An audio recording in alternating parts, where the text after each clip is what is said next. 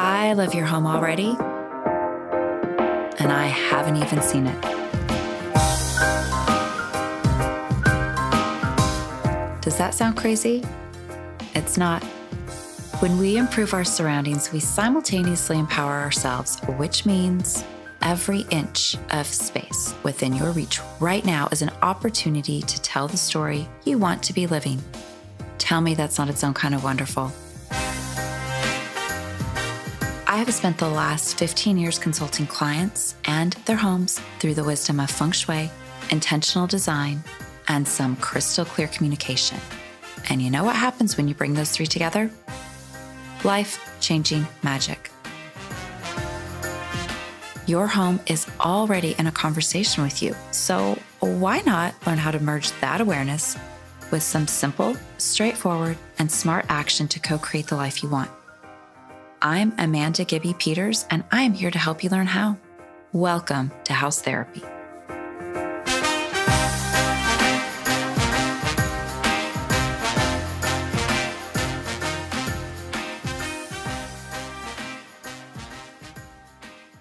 So normally I like to answer a few Q's of yours in these Q&A episodes.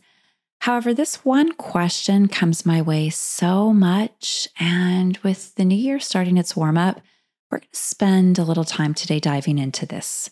So the question, do you have a post about change in regard to clothes? I feel like I'm starting to change as a person, but some of my old clothes, I still feel like I have an emotional attachment to them because of memories. But I'm no longer in sync with them because it's like they keep me in the old personality. But the memories, when do you decide to throw them out? Okay, a story first. So this was many years ago over a lunch. A girlfriend asked me what I thought about the trends at the time on clearing clutter, and the answer I gave her then is still my answer today. I told her that if we don't understand how clutter really affects us, the whole decluttering process becomes a run-on sentence. So everyone gets rid of stuff, they purge and clear and feel good, hallelujah, but eventually more tumbles in. So it's not only about getting rid of stuff, it's understanding how clutter collides head-on with what we really want from life. And when we get that, we suddenly have zero tolerance for acquiring too much stuff in the first place. So she replied to me, well, I'm pretty good about most of my house except my closet. No matter how hard I try to keep it organized, it's just a weak spot for me.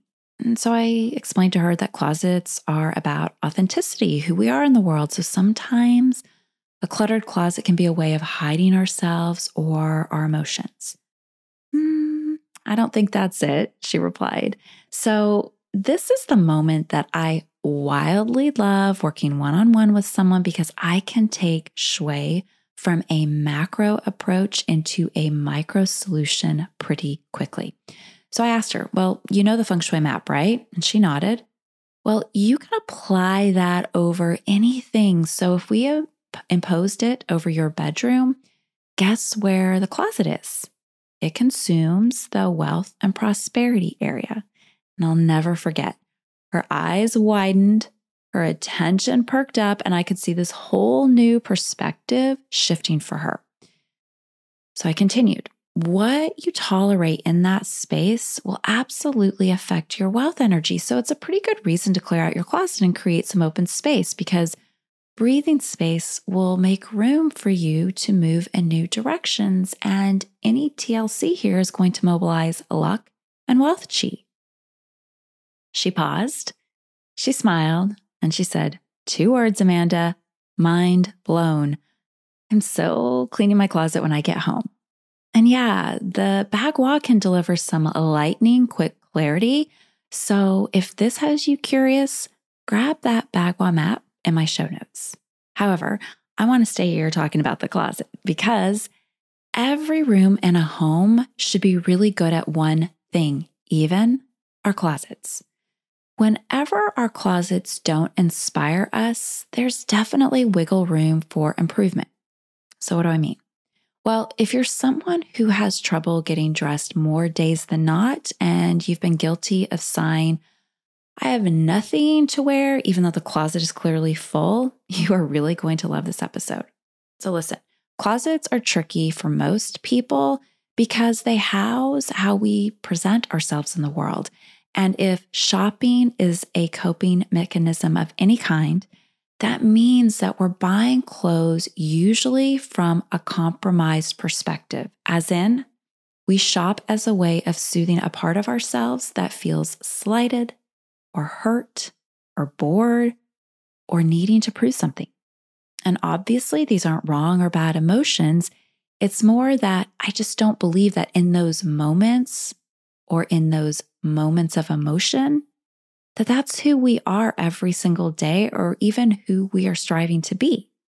But if we aren't aware of this, we accumulate clothes as the moods swing, and then we have things hanging with tags still on them in the closet. And because that stuff doesn't align with our more authentic or empowered selves, this compounds and complicates our cleaning effort because we feel guilty about buying something, never wearing it, spending the money, and the beat goes on. So here are a few suggestions the next time you find yourself elbow deep in your closet. Let's suppose you do a big clear your closet purge once a year. Are you getting rid of everything you don't love, wear, or use?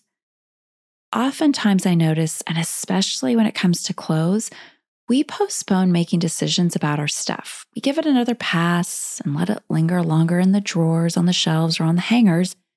However, what really hangs there is not the money spent. It is the emotional frequency of not knowing what to do with it. It is ambivalence and what if. And those are unresolved feelings. So mix that into your everyday matrix, and it can translate into overwhelm and decision fatigue over time. And here we are at the I don't have anything to wear perpetual moment. Treat your closet to some brutal honesty, and it will spare you a lot of unwelcome side effects. The other consideration I want to propose: our clothing can be a way of hiding parts of ourselves to accommodate other people's expectations of us, which means cleaning a closet can be incredibly exhausting because we are dealing with all of our multiple personalities. So try this. Lay out some towels or a clean sheet on the floor of your bed, then clear every last thing out of your closet, placing it on the floor or the bed so that the closet space is completely bare. Next, I want you to wipe down every corner, shelf, baseboard in the space. Vacuum or sweep the space. And once it's minty fresh, howl your intentions like a wolf. If you want, light some incense, light a smoke bundle, spritz some orange water, anything that's going to really give it that sparkling clean chi. Okay, and now I want you to think about those intentions you just howled, and then ask yourself what matches those. So, a few examples. If climbing the career ladder is your goal, give your closet a VIP sweep. What is the attire for the job you desire? Keep that stuff or leave a little space for its arrival. What doesn't match your coveted role? Like, dream job delivered, what aren't you wearing? Consider donating it. And if you want and can go a little further, spruce up your VIP lounge with some wooden hangers. Not only will this turn your closet into a well-suited space, the wood element is actually the epitome of new growth and opportunities. All right, let's say networking is your top priority. Take a quick inventory of the colors hanging around. If your closet is all black, which has a very strong yin chi to it, it suggests that we're not as open to connecting. Now, please don't ditch the black. Rather, try, in tandem with your intention, to wear or prioritize brighter colors and then give them better real estate on the hanging rods. As for your shoes, do they all face the same way or are they shelved haphazardly? Get a consistent look like all toes facing the door, and your migratory pattern will change, taking you new directions too. Finally, maybe you're looking for love.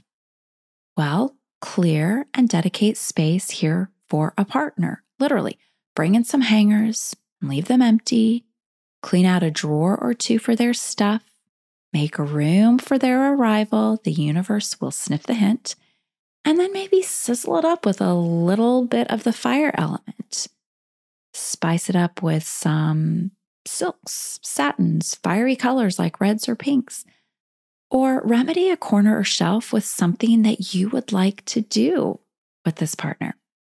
The most important thing to keep in mind is when you clear your closet, when you're deliberate with what is living in your closet, it is a very powerful signal that new things, I want you to think opportunities, attitudes, people, ways of being, those are all welcome in your life, which you gotta love as the new year approaches, right?